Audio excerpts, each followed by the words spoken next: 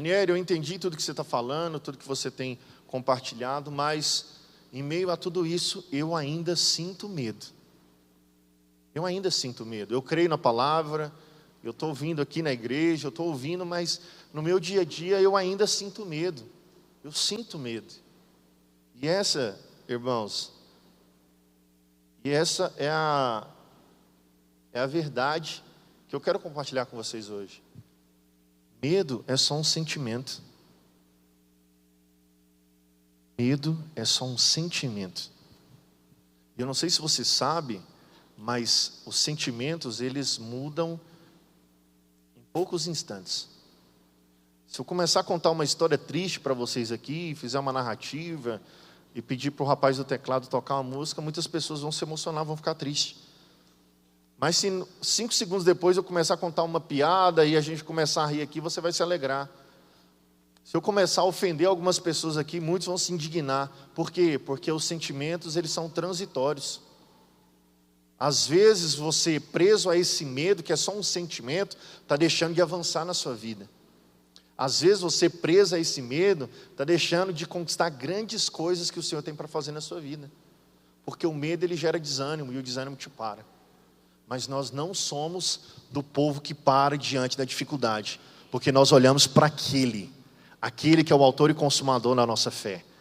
Nós não caminhamos com base naquilo que nós cremos, com base naquilo que nós cremos do que sentimos, mas na fé que nós temos nele, que é o autor e consumador de todas as coisas. A função do medo, meu querido, é parar você.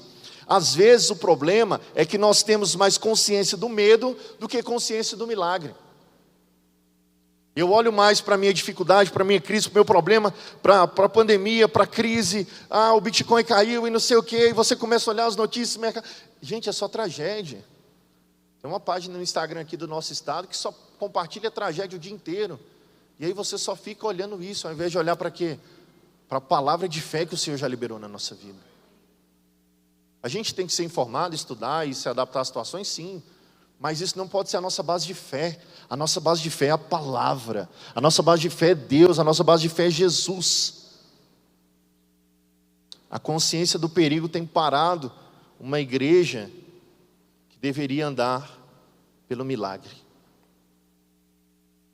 Eu falar, sabe qual que é a chave para a gente mudar isso?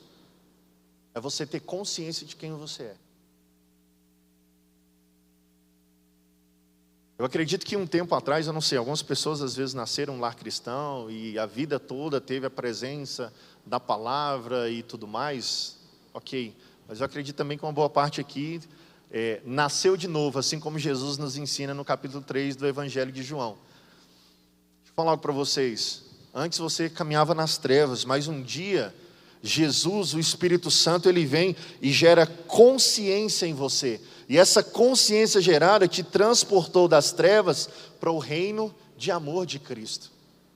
Quando você teve consciência, a consciência foi chave para transformar a sua história. A consciência de quem é Jesus foi a chave para transformar os seus dias, para transformar não só a vida que você leva aqui na terra, mas para transformar a sua eternidade. Você caminhava para o inferno, até que um dia o Senhor te resgatou, te trouxe consciência de quem Ele é, e agora você vai para o céu, amém? Quantos vão para o céu? Diga glória a Deus. Aleluia. E qual que é o problema, gente? A função do medo é te parar. Uma universidade na Pensilvânia, nos Estados Unidos, eles fizeram um estudo muito interessante. Ele separou um grupo de pessoas e perguntou para essas pessoas quais eram as principais preocupações que ela tinha, quais eram os principais medos, quais eram as ansiedades dessas pessoas. E eles listaram essa pesquisa, as respostas dessas pessoas, e um tempo depois, eles foram conversar com essas mesmas pessoas sobre o que eles tinham respondido naquele primeiro momento. E pasme, meus queridos, 91% das sentenças, das respostas dadas por aquelas pessoas, não chegaram a se consumar. Então as pessoas responderam às preocupações, e 91% das preocupações simplesmente não aconteceram. E os outros 9% aconteceu, mas não aconteceu na gravidade que as pessoas haviam respondido. Aí eu te pergunto, quanto da nossa vida nós temos perdido, colocando o nosso foco no problema? O quanto isso tem te parado, o quanto isso tem te freado nesses dias? Você já parou para pensar na quantidade de energia que é sugada da gente? Porque a função do medo, irmãos, é só uma. A função do medo é te parar. O medo nunca vai falar para você, cresça, avance, prospere, prossiga. O medo nunca vai te falar isso. O medo sempre vai falar para você, fica onde você está. Não dê o próximo passo. Não dê a próxima caminhada. Não abra o próximo negócio. Não lidere um GR. Não se envolva na igreja. O medo sempre vai fazer você ficar paralisado. Porque essa é a função dele.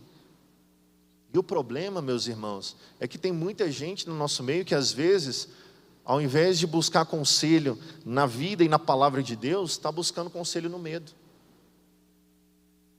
Muitas pessoas estão levantando altares e colocando todo o seu devocional em função dos medos que estão te parando nesses dias. Eu não estou falando que você não tem que orar para as dificuldades, não estou falando isso. Você tem que orar sim, você tem que colocar diante do Senhor. Mas o seu devocional não pode ser simplesmente para levantar um altar para o seu medo.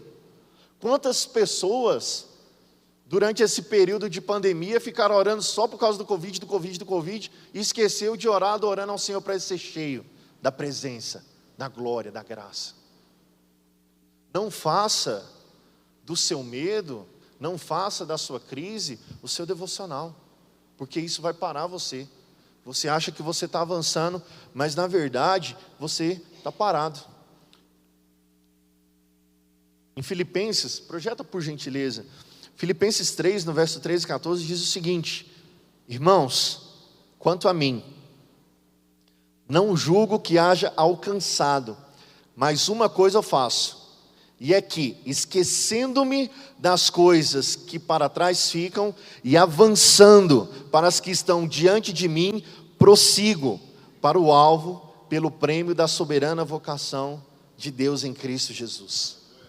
Deixa eu falar algo para vocês, você tem que prosseguir. O que Paulo está falando? Ele está falando, esquecendo-me das coisas que para trás ficam, eu avanço, prossigo.